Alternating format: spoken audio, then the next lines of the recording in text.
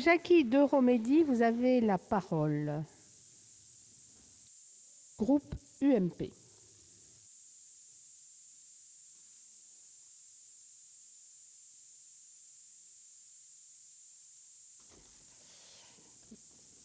Madame la Présidente, Monsieur le Ministre, Mesdames et Messieurs les rapporteurs, mes chers collègues, le développement des échanges internationaux de la France repose sur 3 grands piliers, l'économie, la culture et la recherche.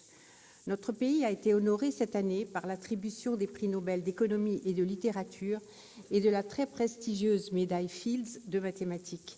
C'est la preuve éclatante que la France continue à occuper une place importante sur l'échiquier mondial. Néanmoins, les chiffres parlent d'eux-mêmes.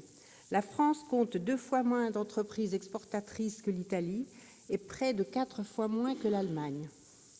1 millier seulement des 120 000 entreprises françaises exportatrices assurent 70% des exportations. Le déficit du commerce extérieur hors énergie a été réduit à 13,5 milliards d'euros, mais le total en 2013 a été de 61,2 milliards d'euros. Pour y remédier, la diplomatie économique est un concept porteur. Le regroupement des affaires étrangères et du commerce extérieur dans un seul ministère est novateur. Désormais, le ministère des Affaires étrangères est compétent pour définir et mettre en œuvre la politique du développement international de la France, notamment au titre du commerce extérieur et du tourisme. Les Français de l'étranger ont longtemps demandé un ministère particulier. Votre décret d'attribution les associe au commerce extérieur et au tourisme. Excellente complémentarité.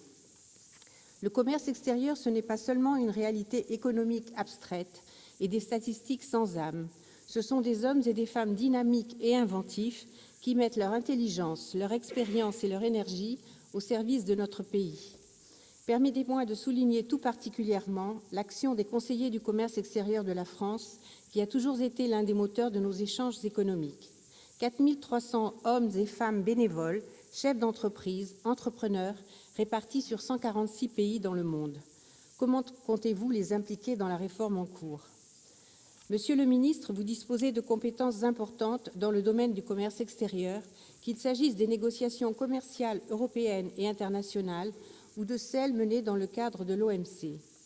Vous connaissez certainement, Monsieur le ministre, le vœu déjà très ancien mais toujours actuel de nos élus de l'étranger, les conseillers à l'Assemblée des Français de l'étranger et à présent les conseillers consulaires, d'être informés et consultés sur ces négociations.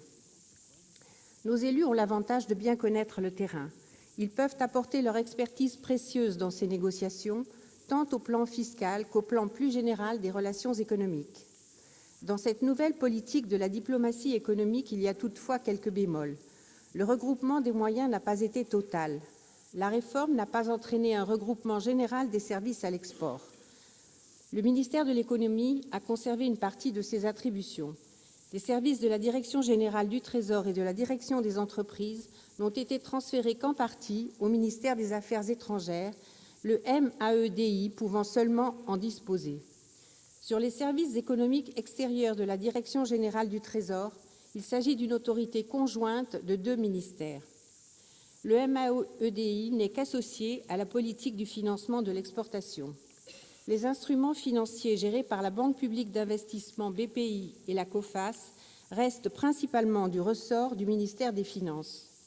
Même constat en ce qui concerne la nomenclature budgétaire, 2 lignes de crédit seulement ont été transférées de la mission économie à la mission action extérieure de l'État. Les crédits de fonctionnement d'état-major et la dotation principale à l'agence Atout France, soit près de 31 millions d'euros. Quant au financement de la nouvelle agence qui va remplacer UBI France et l'AFI, de même qu'a fortiori celui des services économiques extérieurs, il reste sur la mission économie. La question qui se pose, Monsieur le ministre, est donc de savoir si le gouvernement envisage d'aller plus loin dans le regroupement des services et des crédits. Quelles sont les procédures qu'il entend mettre en place pour que les 2 ministères travaillent de façon coordonnée ? Sans de nouvelles avancées, la dispersion administrative et budgétaire que nous constatons risque de paralyser notre action en faveur du commerce extérieur. Au niveau local, vous avez souhaité mobiliser l'ensemble des services des ambassades sur les thématiques économiques et le soutien de nos entreprises à l'international, d'où l'importance de l'évaluation des ambassadeurs qui tiendra compte de leur implication à partir de 5 critères d'évaluation. Pouvez-vous nous informer, Monsieur le ministre, sur ces procédures d'évaluation? La Cour des comptes a demandé une révision de la cartographie de nos services économiques, d'après elle, trop centrée sur l'Europe. Les pays européens et de l'OCDE concentrent en effet 40% des effectifs, à parité avec les pays émergents et porteurs, 39%. Je souscris à cette analyse. La Cour des comptes recommande des formes de représentation allégées, concertées, entre le MADEI et les ministères économiques et financiers. Quelles sont, Monsieur le ministre, les intentions du gouvernement en réponse aux observations de la Cour des comptes? La mission d'animation économique des ambassadeurs doit s'appuyer sur des conseils économiques. Leur création est prévue dans des pays significatifs pour notre commerce extérieur, où les exportations françaises dépassent 50 millions d'euros. 109 postes sur les 120 concernés l'ont fait. Ces conseils doivent être réellement représentatifs des intérêts économiques français, incluant par exemple les experts techniques internationaux sur l'innovation, les conseillers du commerce extérieur et les chefs d'entreprise. Pouvez-vous nous informer, Monsieur le ministre, sur les dispositions prises dans ce domaine? Je note le concours de personnalités qui sont un peu les Missi Dominici des relations économiques avec des pays clés. Plusieurs de nos collègues sénateurs en font partie, Jean-Pierre Raffarin pour l'Algérie, Alain Richard pour les Balkans. La fusion prochaine de l'Agence française pour les investissements internationaux, l'AFI et d'UbiFrance, devrait permettre de rendre plus cohérent le dispositif français de soutien à l'international. Pouvez-vous nous préciser les échéances et le dispositif de cette réforme? J'évoquerai enfin la politique des visas.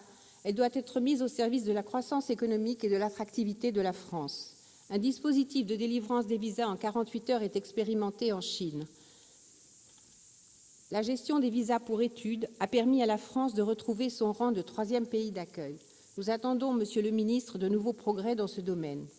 Il est bien d'élaborer une nouvelle structuration des différents services et acteurs à l'étranger, mais il faut qu'il y ait un retour, une étroite coopération de ces nouvelles structures à l'étranger avec les services économiques en France, qu'il s'agisse de la coopération décentralisée, des CCI, des chambres d'agriculture, de BPI-France.